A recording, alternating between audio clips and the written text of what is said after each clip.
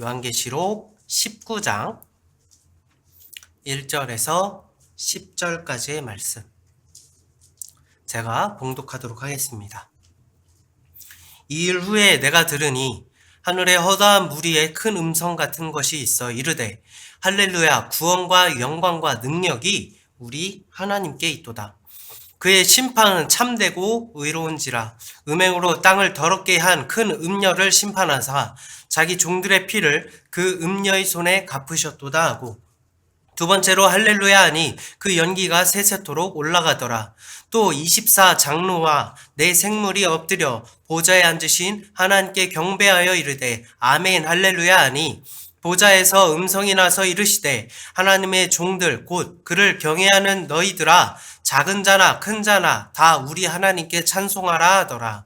또 내가 들으니 허다한 무리의 음성과도 같고 맑은 물 소리와도 같고 큰 우레소리와도 같은 소리로 이르되 할렐루야, 주 우리 하나님 곧 전능하신 이가 통치하시도다. 우리가 즐거워하고 크게 기뻐하며 그에게 영광을 돌리세. 어린 양의 혼인 기약이 이르렀고 그의 아내가 자신을 준비하였으므로 그에게 빛나고 깨끗한 세마포 옷을 입도록 허락하셨으니 이 세마포 옷은 성도들의 옳은 행실이로다 하더라. 천사가 내게 말하기를 기록하라. 어린 양의 혼인잔치에 청함을 받은 자들은 복이 있도다 하고, 또 내게 말하되 이것은 하나님의 참되신 말씀이라 하기로 내가 그 발 앞에 엎드려 경배하려 하니, 그가 나에게 말하기를 나는 너와 및 예수의 증언을 받은 내 형제들과 같이 된 종이니 삼가 그러하지 말고 오직 하나님께 경배하라. 예수의 증언은 예언의 영이라 하더라. 아멘. 자, 오늘의 말씀은 어린 양의 혼인잔치라는 제목으로 말씀을 증거하도록 하겠습니다. 그리스도의 몸된 교회로서, 그의 지체로서 진정한 행복을 누리며 살아오고 계십니까? 아멘. 이 인사를, 이 안부를 매주 할 때마다 제 마음도 그때그때마다 조금씩 다른 것 같아요. 이제 여러 가지로 힘든 경우에는 사실 행복하진 않지만 그럼에도 이런 믿음의 언어를 선포함으로써 우리가 그런 상황에서도 나아갈 목적을 서로 이야기하는 게 참 복되다는 생각이 들고, 너무 기쁠 때는 이 말씀, 이 안부가 참 달콤하다는 생각이 들기도 합니다. 창세기 2장 24절의 말씀입니다. 이러므로 남자가 부모를 떠나 그의 아내와 합하여 둘이 한 몸을 이룰지로다. 아멘. 예식 행사가 있을 때마다 듣는 이 말씀을 여러분 한 번씩 곱씹어 보신 적 있으십니까? 왜 갑자기 이런 말을 하셨을까? 이 말씀은 하나님께서 우리에게 하신 말씀입니다. 여기서 말하는 남자와 아내는 그리스도와 이스라엘, 즉 믿는 우리들을 의미하는 것이며, 부모를 떠난 남자는 아들의 영이며 우리를 구원하시는 하나님의 사랑이 독생되어 이 땅에 오신 예수님인 것입니다. 그래서 독생자 예수라는 의미는 하나님의 아들, 그러니까 하나님께 자녀가 있고 그 중에 외아들이신 예수님을 이 땅에 보냈다는 의미가 아니라, 본래는 죄를 멸하시는 하나님이시지만 우리를 구원하시기 위하여 그 마음이 독생하여서 예수님으로 이 땅에 오셨다는 것을 의미하는 거예요. 다시 말해서 이 말씀, 그러므로 남자가 부모를 떠나 그의 아내와 합하여 둘이 한 몸을 이룬다는 의미는, 우리에게 주시는 이러한 의미는 내가 너희를 구원할 거다. 내가 너희를 지키는 남편이 되어서 너희의 보호자가 될 것이다 라고 말씀하시는 하나님의 선포입니다. 언제부터요? 창세기 때부터요. 여러분은 예수님의 준비된 신부이십니까? 오늘은 예수님의 신부라는 의미가 이미 십자가를 통하여 다 이루신 오늘날 우리에게 어떤 의미가 있는지, 어린 양의 혼인잔치는 무엇을 의미하는지에 대해서, 그리고 성경에서 혼인잔치가 언급된 곳들을 오늘 살펴보면서 이 의미가 어떤 의미를 갖고 있는지 살펴보는 시간을 갖도록 하겠습니다. 지난 시간에 요한계시록 15장 이후에 16장인 진노의 7대접에 대한 설교가 이어지지 않는 이유는 7인과 7나팔, 그 모든 것이 다른 모습으로 비유한 것이고 동일한 의미를 간다고 말씀드렸어요. 그래서 굳이 16장을 따로 설명할 필요 없이 여러분들이 이미 다 알고 있는 내용이기 때문에 한번 여러분께서 16장을 살펴보시면서 이게 이것을 의미하지, 이것을 의미하지, 예수님께서 이미 십자가에서 다 이루셨지, 이때 이러한 일들이 나타날지를 한번 살펴보시면 될 것 같습니다. 그리고 요한계시록 17장의 큰 음녀와 18장의 바벨론의 패망 또한 제가 수도 없이 마귀에 대한 이야기를 드렸잖아요. 마귀는 자기 자의로 타락한 게 아니라 타락되어진 것이다. 무엇에 의해서? 하나님의 계획 아래, 그래서 하나님의 손바닥 아래에 놓인 존재이고 오늘날에도 우리와 같이 마귀를 싸움을 붙이신 것도 마귀의 머리를 깨시고 우리를 이긴 자로 만드시기 위해서 마귀와 우리를 싸움을 붙이신 것이고, 그것이 무엇이라고 했죠? 곡과 마곡의 전쟁이라고 했습니다. 그래서 따로 17장과 18장도 언급하지 않고 십자가를 통해 다 이루신 그때에 마귀를 심판하신 것에 대한 말씀이라고 제가 설교를 했었습니다. 하지만 세대주의자들에 의하여 어린 양의 혼인잔치에 대한 하나님의 말씀이 변개되어지고 왜곡되어서 성도를 진리와 점점 멀어지게 하려는 마귀의 미혹이 우리 가운데 분명히 있습니다. 그래서 우리는 오늘 이 말씀을 통해서 성경은 오직 예수 그리스도를 향하고 있다라는 사실에서 벗어나지 않고 오직 그 어린 양의 혼인잔치가 무엇을 의미해야 하는지에 대해서 잘 알 필요가 있는 거예요.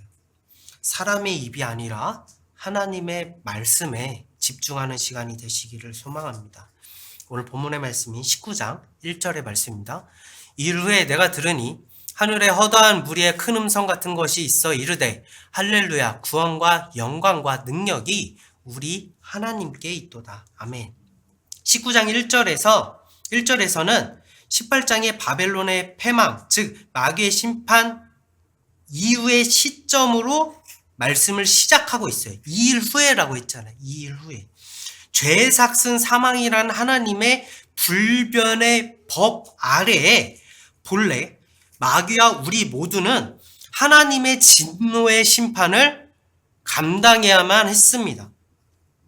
그러나 예수님께서 우리를 구원하시기 위해서 우리를 너무나도 사랑하셔서 그를 믿는 자들을 대신하여서 십자가에서 하나님의 진노를 우리를 대신하여서 감당하셨고, 무덤에 계실 때 그의 안에 거하는 자들을 인치시고, 부활하실 때 모든 영이 죽어버리는 사망이 임하였지만 인치심을 받은 자들이 소생되어서 예수님의 부활에 참여하게 된 것이에요.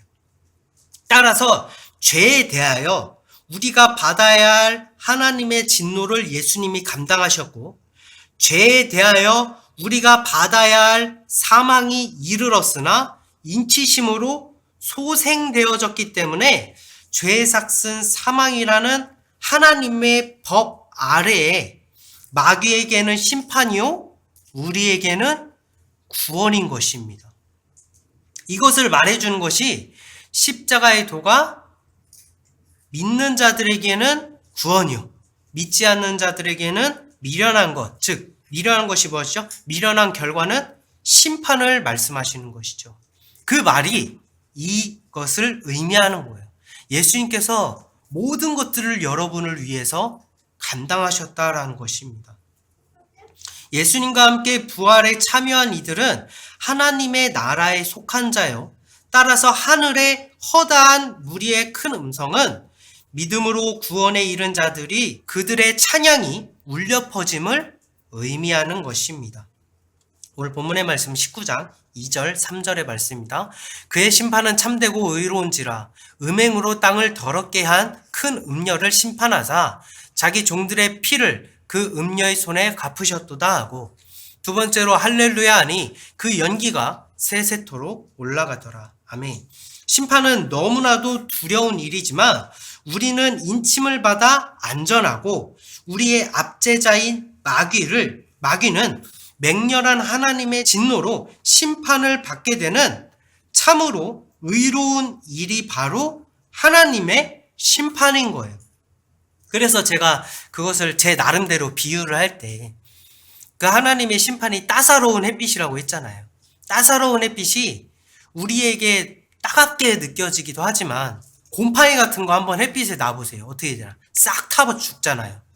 그렇기 때문에 햇빛은 때로는 우리가 따갑게 느껴지기도 하지만 우리를 살균하기도 하고 우리에게 활력을 주기도 하고 그 다음에 안 좋은 병균도 죽게 만드는, 그래서 하나님의 심판은 마귀를 멸하고 우리에게는 우리가 잠시 마귀의 손에 붙임 바 되었지만 우리를 구원하시는 놀라운 일이었다라는 것이죠. 하나님의 말씀은 불변하고 그 지혜는 정말 상상할 수 없고 헤아릴 수 없어서 감히 언급할 수 없을 정도입니다. 그런 하나님이 여러분의 하늘 아버지이십니다. 4절에서 6절의 말씀입니다.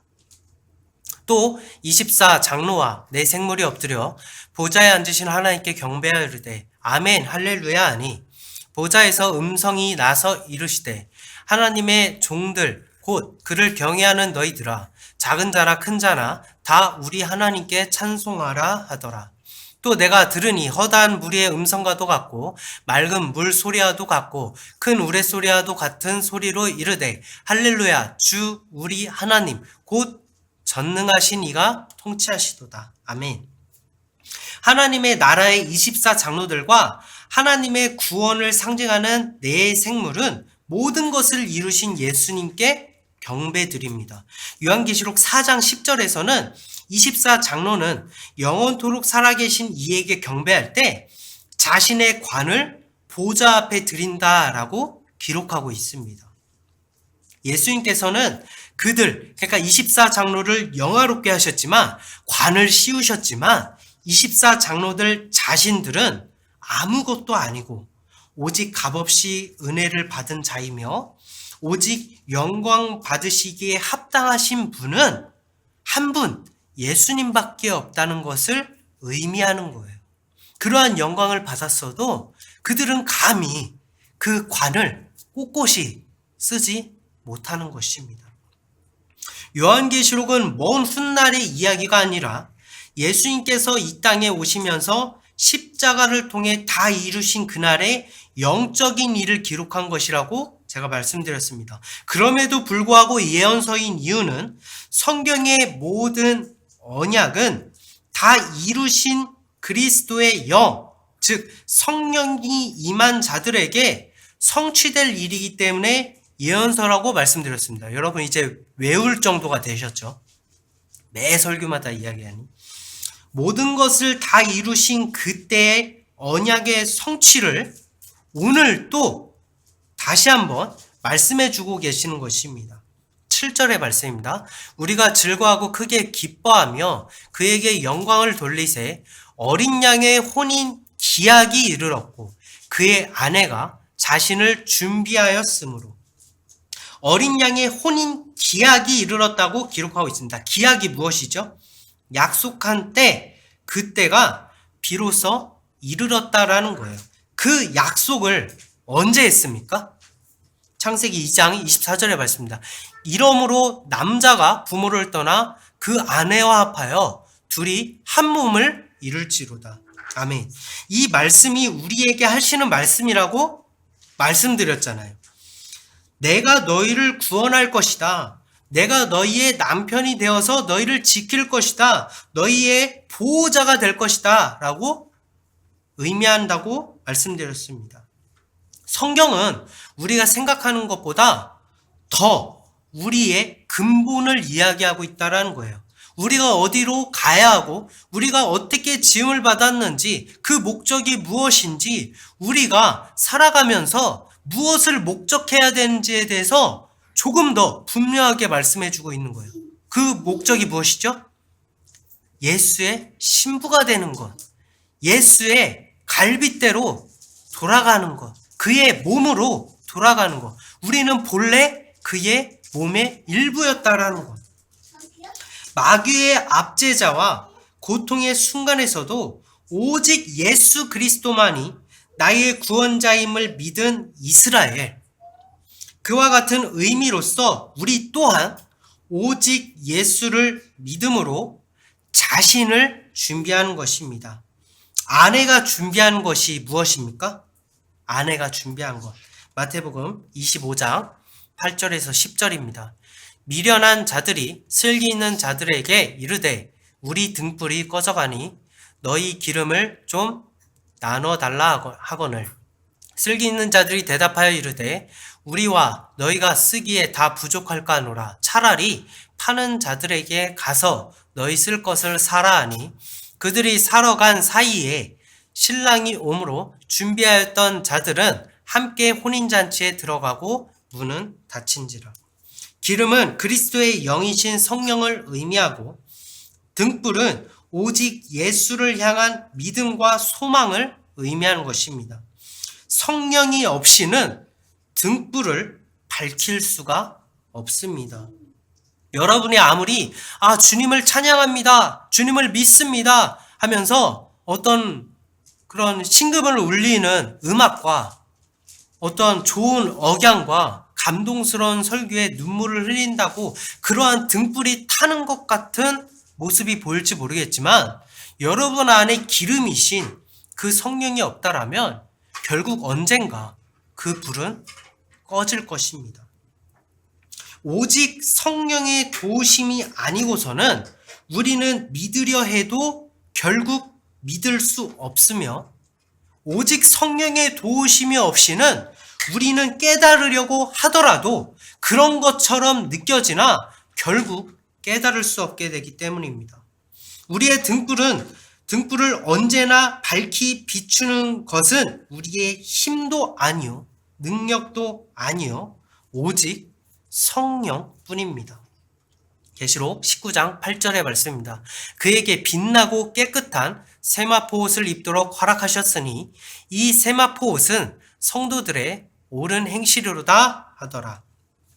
준비된 아내에게 깨끗한 세마포 옷을 입도록 허락하셨다라고 기록하고 있으며 이 세마포 옷은 성도의 옳은 행실, 즉 세마포 옷을 입은 아내는 성도를 의미하고 옳은 행실을 통해 그것을 입게 된다라는 거예요. 그 세마포 옷을 입게 된다라는 거예요. 얼마 전에 가다가 그 전단지 같은 걸 받았는데 무슨 부흥성회 같은 걸 하는 곳이었는데 참 인상이 남았던 게 옳은 행실로 세마포 옷을 입는다는 거예요. 그래서 그림이 그려져 있는데 이쪽에는 하얀 옷, 흰 옷을 입고 있고 그 다음에 성도의 어떤 옳은 행실이 있고 나면 세마포 옷으로 갈아입혀진다라는 거예요. 여기서 말하는 옳은 행실을 두고 우리가 많이 이야기가 분분합니다. 선행을 베풀어야 한다. 고아 과부를 베풀라고 하지 않았냐. 어려운 이들을 구제하라고 하지 않았냐. 그것이 성령의 가르침이 아니냐라고 말하면서 우리가 많은 좋은 행실을 할 때, 그러한 행함이 뒤따를 때 우리에게 세마포 옷을 입도록 허락하신다는 것을 우리가 해석할 수 있습니다.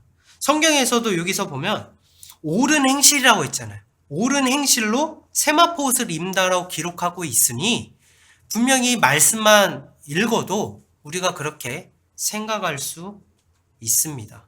과연 그럴까요? 로마서 3장 27절에서 28절의 말씀입니다. 그런즉 자랑할 때가 어디냐? 있을 수가 없느니라. 무슨 법으로냐? 행위로냐? 아니라 오직 믿음의 법으로니라.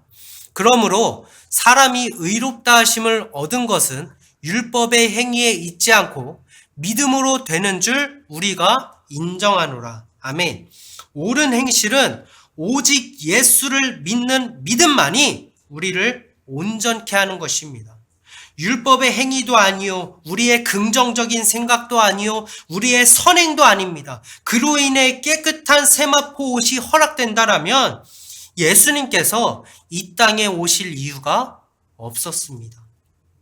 너무나도 안타까운 현실은 오늘날 예수가 선포되어지지 않고 우리의 죄를 감당하시기 위해서 십자가에 달리시고 죽음의 권세를 이기시고 부활하셨다라는 그 진리가 선포되어지지 않고 자꾸만 옳다고 여겨지는 행위와 긍정적인 생각만을 강조하고 있다라는 거예요.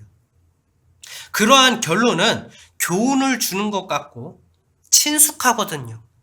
당장에 그러한 다짐으로 눈에 보이는 결과물을 우리는 낼 수 있어요.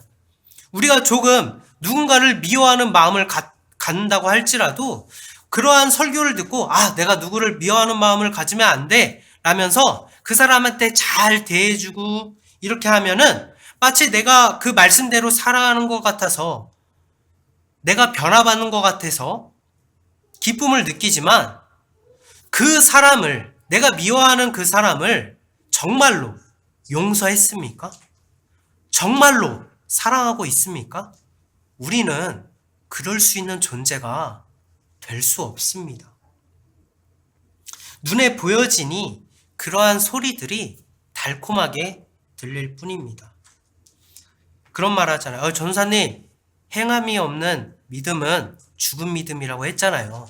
그러니 그런 행함을 우리가 마땅히 해야 되는 건 아닙니까? 성경에서도 그렇게 얘기하고 있잖아요. 라고 저에게 물으실 수 있겠지만 행함이 없는 믿음은 죽은 믿음이다 라고 말씀하신 것은 우리의 믿음이 우리가 예수 그리스도를 믿을 때 그러한 행함들이 뒤따르는 것이지 그래서 열매를 보고 나무를 안다라고 예수님께서 말씀하시는 것이지 그러한 행함들이 내 믿음을 만들어가는 것이 아닙니다. 열매가 나무를 만드는 것이 아니라 나무가 열매를 만드는 거예요. 우리가 이것을 착각하면 안 된다라는 것입니다. 오직 나를 사랑하사 나를 위하여 자기 자신을 버리신 하나님 아들을 믿는 믿음 안에서 우리는 사는 것이며 하나님께서 입혀주시는 그리스도의 의의 옷을 입게 된다는 사실을 여러분 꼭 기억하시기 바랍니다. 오늘 본문의 말씀 9절에서 10절의 말씀입니다. 천사가 내게 말하기를 기록하라. 어린 양의 혼인잔치에 청함을 받은 자들은 복이 있도다 하고 또 내게 말하되 이것은 하나님의 참되신 말씀이라 하기로 내가 그 발 앞에 엎드려 경배하려 하니 그가 나에게 말하기를 나는 너와 및 예수의 증언을 받은 내 형제들과 같이 된 종이니 삼가 그리하지 말고 오직 하나님께 경배하라. 예수의 증언은 예언의 영이라 하더라. 아멘. 사도 요한이 천사에게 경배하려 하자 천사 또한 자신은 예수님의 종이며 그러한 자격이 없음을 말합니다. 천사는 자신이 예수님의 증언을 받은 종이며 예수의 증언은 예언의 영이라는 거예요. 예수의 증언은 무엇이며 예언의 영은 무엇을 의미할까요? 잠언 9장 1절에서 3절의 말씀입니다. 지혜가 그 집을 짓고 7 기둥을 다듬고 짐승을 잡으며 포도주를 혼합하여 상을 갖추고 자기의 여종을 보내어 성중 높은 곳에서 불러 이르기를 지혜 즉 성령은 그의 집 즉 하나님의 나라를 짓고 7 기둥은 요한계시록을 통해서 이기는 자에게는 하나님의 성전의 기둥이 되게 하신다라고 기록하고 있죠. 다시 말해서 하나님의 나라는 성령이 성도를 통하여 이루어 가심을 의미하는 것입니다. 짐승을 잡는다는 것은 예수 그리스도를 우리의 죄를 사하시기 위한 희생의 제물로 삼으신다는 것을 말하고, 포도주를 혼합한다는 것은 하나님의 진노의 포도주 틀에 밟힌 포도송이와 그로 인해 흘러나온 포도주, 즉 보혈의 피를 쏟으신 예수 그리스도를 말하는 거예요. 이것을 우리에게 상으로 차려주신다는 것입니다. 예수님께서 말 구유에서 나신 것도 짐승인 우리의 먹이로 오심을 의미하고 있는 것이죠. 예수 그리스도라는 상을 차려서 잔치에 초대할 여종을 보냈다는 것은 하나님 나라의 구원에 참여하도록 선지자들을 통하여 말씀을, 그 복음을 선포하도록 하셨다는 것을 의미하는 것입니다. 잠언 9장 4절에서 6절의 말씀입니다. 어리석은 자는 이르로 돌이키라. 또 지혜 없는 자에게 이르기를 너는 와서 내 식물을 먹으며 내 혼합한 포도주를 마시고 어리석음을 버리고 생명을 얻으라. 명철의 길을 행하라 하느니라. 어리석은 자는 무엇을 의미합니까? 예수 그리스도를 믿지 않는 자들. 지혜 없는 자들은 무엇을 의미합니까? 그리스도의 영이 없는 자들. 이들에게 잔치에 참여하여서 상의 음식이며 생명의 떡이신 예수 그리스도를 먹으라는 거예요. 그것이 생명의 길이며 명철의 길이라는 것입니다. 예수의 증언은, 그리고 예수의 증언이 있고 예수의 증언은 예언의 영이라고 요한계시록에서 기록하고 있잖아요. 잠언을 통해서도 이러한 하나님 나라의 잔치에 대하여 예언한 것입니다. 조금 더 살펴볼까요? 예수님께서도 이 땅에 오셔서 비유로서 하나님 나라를 말씀해 주셨죠. 마태복음 22장 1절에서 3절의 말씀입니다.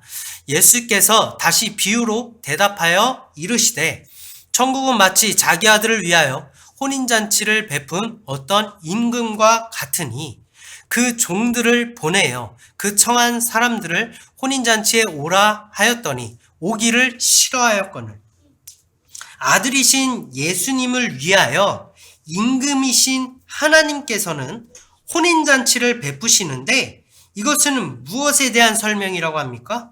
천국은 마치라고 하잖아요. 하나님 나라를 말씀하고 계시는 거예요. 잠언에서와 같이 종들을 보내어 잔치에 참여하도록 하시는데 청한 사람이 있다는 것입니다. 여기서 말하는 청함을 받은 사람은 누구일까요? 바로 구원의 모형이자 하나님께서 택하신 이스라엘 백성을 의미하는 것입니다. 그러나 그들이 오기를 싫어했다는 것입니다. 4절에서 6절의 말씀입니다. 다시 다른 종들을 보내어 이르되 청한 사람들에게 이르기를 내가 오찬을 준비하되 나의 소와 살진 짐승을 잡고 모든 것을 갖추었으니 혼인잔치에 오소서 하라 하였더니 그들이 돌아보지도 않고 한 사람은 자기 밭으로 한 사람은 자기 사업하러 가고 그 남은 자들은 종들을 잡아 모욕하고 죽이니 하나님께서는 끊임없이 선지자들을 보내시며 하나님 나라를 선포하게 하셨습니다. 모든 예언과 모든 성경은 예수 그리스도를 향한다고 했죠. 그렇기 때문에 선지자들이 선포한 것이 무엇이죠? 하나님의 나라와 예수를 선포한 것입니다. 그러나 이들은 듣기 싫어한 이스라엘은 선지자들의 말을 듣지 않고 자기 밭이 의미하는 게 뭐죠? 자기의 근본이 된 죄악의 땅에 거했다는 거예요. 자기 사업, 즉 매매를 위한 일로 행했다는 것입니다.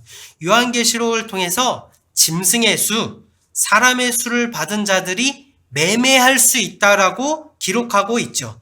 다시 말해서 자기 사업을 하러 갔다는 것은 짐승의 수, 사람의 수를 받은 사람들을 의미하고 있는 것입니다.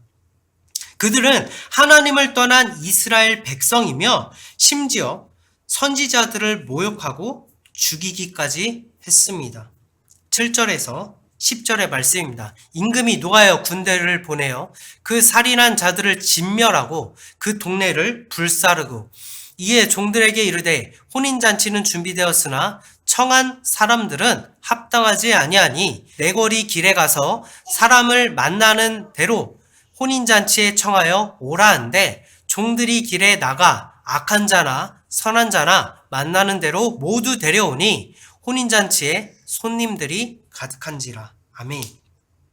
혼인잔치로 비유하신 하나님의 나라는 원하면 가고 바쁘거나 일이 생기면 안 가도 되는 선택사항이 아닙니다. 혼인잔치에 참여하지 못한 자들은 모두 죽임을 당할 수밖에 없는 것이 왕의 명령이기 때문인 것입니다.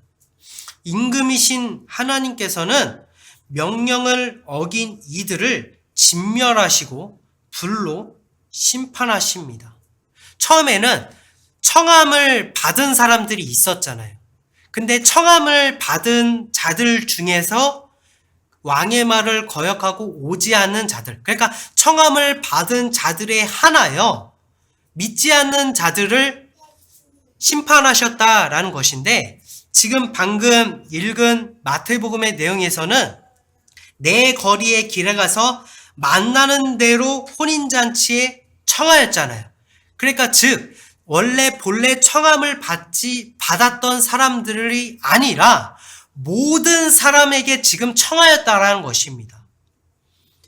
다시 말해서 본래 청함을 받은 사람 중에 오지 않는 사람을 군대를 동원하여 멸하셨는데, 지금은 모든 자들에게 청하였으니 오지 않는 자들은 어떻게 되는 것이죠? 죽는 것이죠. 그렇게 되는 것입니다.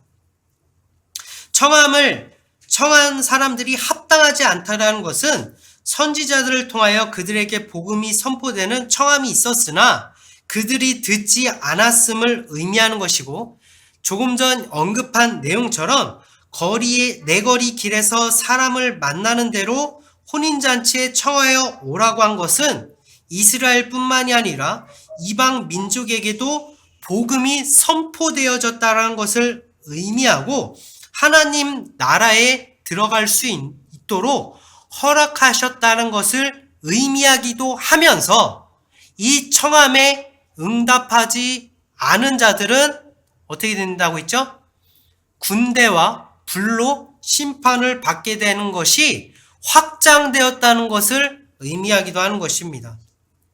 요한계시록을 통하여 두루마리에, 그러니까 임봉한 두루마리의 안팎으로 쓰였다는 것도 종이가 부족해서 안팎으로 다 썼다라는 의미가 아니라 안쪽은 이스라엘과 바깥은 이방 민족도 오직 예수 그리스도를 믿으면 구원하신다라는 의미가 있다라고 제가 말씀드렸습니다. 11절에서 12절의 말씀입니다. 임금이 손님들을 보러 들어올세 거기에 예복을 입지 않은 한 사람을 보고 이르되 친구여 어찌하여 예복을 입지 않고 여기 들어왔느냐 하니 그가 아무 말도 못하거늘.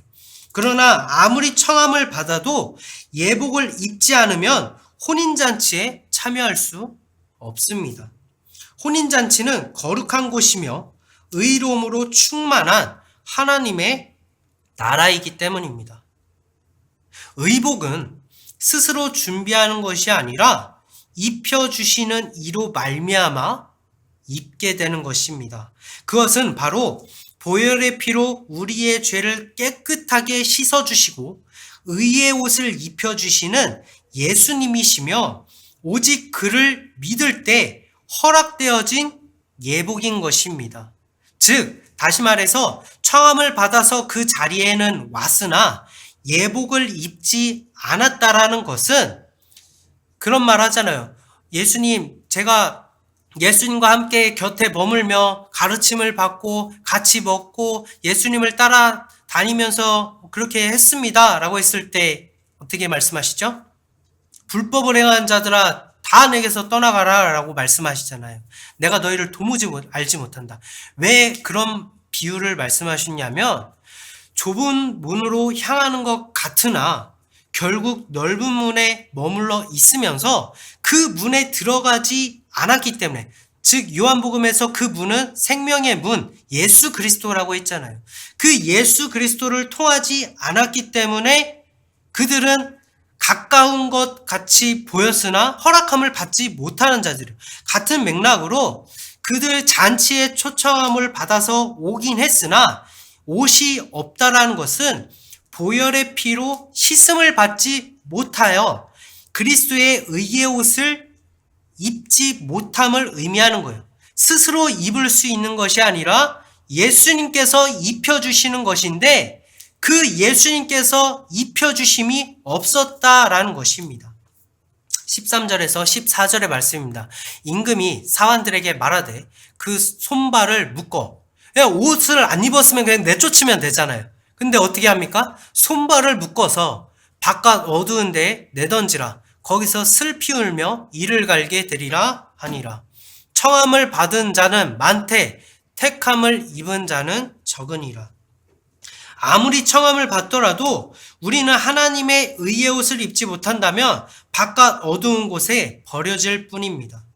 창세기, 잠언, 그리고 마태복음과 요한계시록에 언급된 이 혼인잔치는 각각 다른 것을 의미하고 있는 것이 아니라 먼 훗날에 무슨 어떤 7년 대환란기라는 시기가 임하여서 이 땅에 있는 사람들은 그때 환란을 겪고 믿는 자들은 휴거되어서 옷을 갈아입고 하나님 나라에서 어린 양의 혼인잔치에 참여했다가 전쟁하러 다시 내려왔다가 다시 올라갔다가 이렇게 오르락내리락 하는 거짓 복음을 말하는 것이 아니라 이미 십자가를 통해 모든 것을 성취하시는 예수 그리스도의 구원과 하나님의 나라를 의미하고 있다는 거예요.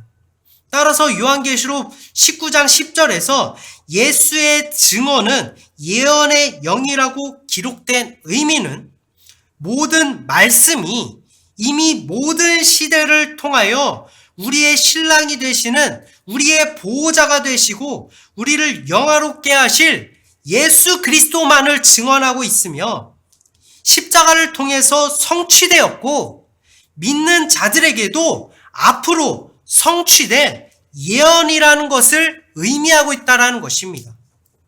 그렇다면 오늘날 우리는 무엇으로 준비된 신부가 되고 예수님과 연합하여 한 몸을 이룰 수 있을까요? 우리에게 의의 옷을 입혀주실 분은 누구십니까? 바로 하나님이시며 십자가를 통하여 모든 것을 다 이루신 그리스도의 영이신 성령인 것입니다. 그 성령이 죽은 내 영혼을 인치심으로 소생시키시고 세상 끝날까지 지키시고 나의 보호자가 되시는 것입니다. 그로 인해서 소생되어진 우리에게 성령은 의의 옷을 입혀주시고 어린 양의 혼인잔치에 참여할 자격을 주시는 것이고 성령과 한 몸이 되어서 하나님의 심판에서 우리를 중보하시는 거예요. 우리가 중보되어질 수 있는 이유는 그 성령과 한 몸이 되었기 때문인 것입니다. 성령이 나를 중보하신다는 것은 한 몸을 이룬다는 것은 그 품에 나를 숨기시고 하나님의 진노에서 나를 그 심판에서 나를 숨기시고 하나님 나라에 데려가신다라는 것입니다. 여러분이 성령을 받은 여러분이 아무리 발버둥 쳐도 그와 한 몸이 된다면 남편은 아내를 반드시 되찾고 반드시 지키고 반드시 구원에 이르게 할 것입니다. 제가 여기서 말씀드리는 것은 여러분이 어떤 일을 했다고 해서 성령이 여러분을 떠나간다라는 게 아니에요. 여러분의 머리부터 발끝까지 상한 곳이 없이 징계하시는 한이 있더라도 여러분을 반드시 구원에 이르게 하시는 분이 바로 성령 하나님이라는 것을 여러분 기억하시기 바랍니다. 그것이 너무나도 억압 같고 너무나도 괴로운 일 같지만 그것만큼 자유로운 일이 어디 있습니까? 여러분 당장 내가 무슨 이러한 죄, 이것을 이기려고 발버둥 치는 작은 것 하나에도 발버둥 치려는 그 노력들을 한번 생각해 보세요. 얼마나 괴롭습니까? 그런데 제가 말씀드리는 것은 이 죄를 담대하게 저지르라는 것이 아니에요. 성령이 여러분을 그 죄에서 멀어질 수 있도록, 그래서 구원에 이르게 하도록 어떻게 해서든 여러분을 고치신다라는 것입니다. 그로 인해서 진리의 영, 즉 진리이신 성령이 진리가 우리를 자유롭게 한다는 것이 바로 이러한 것을 의미하고 있다는 것입니다. 오직 나를 사랑하사 나를 위하여 자기 자신을 버리시고 다 이루셔서 오늘날 성령으로 내 안에 재림하시는 예수 그리스도로 인하여 순결한 신부가 되시기를 소망합니다. 하나님께서 모든 것을 만물의 주인이 되시고 모든 것을 통치하시며 능치 못할 일이 없으신 하나님께서 한 가지는 못하십니다. 그게 뭔지 아세요? 우리의 죄를 기억하는 것입니다. 여러분이 아무리 추하고 추악한 모습을 가지더라도 예수 그리스도를 믿습니다. 나를 구원하여 주시옵소서. 성령님 내 안에 거하셔서 나를, 이 추악한 나를 깨끗하게 해주시고 하얀 세마포 옷을 입혀주셔서 거룩한 신부로 삼아 주십시오라고 여러분이 구하신다면 하나님께서는 여러분의 모든 죄를 다 간과하시고 기억하실 일이 없으십니다. 우리가 해야 될 것은 오직 하나님께로 돌아가는 일, 오직 예수 그리스도를 믿고 성령을 구하는 일밖에 없습니다. 이 시간 우리가 순결한 신부로, 거룩한 신부로 하나님의 영광스러운 하나님의 어린 양의 혼인잔치에 참여하는 신부의 삶을 살아가도록 우리가 기도하고 그러한 성도들이 되시기를 소망합니다.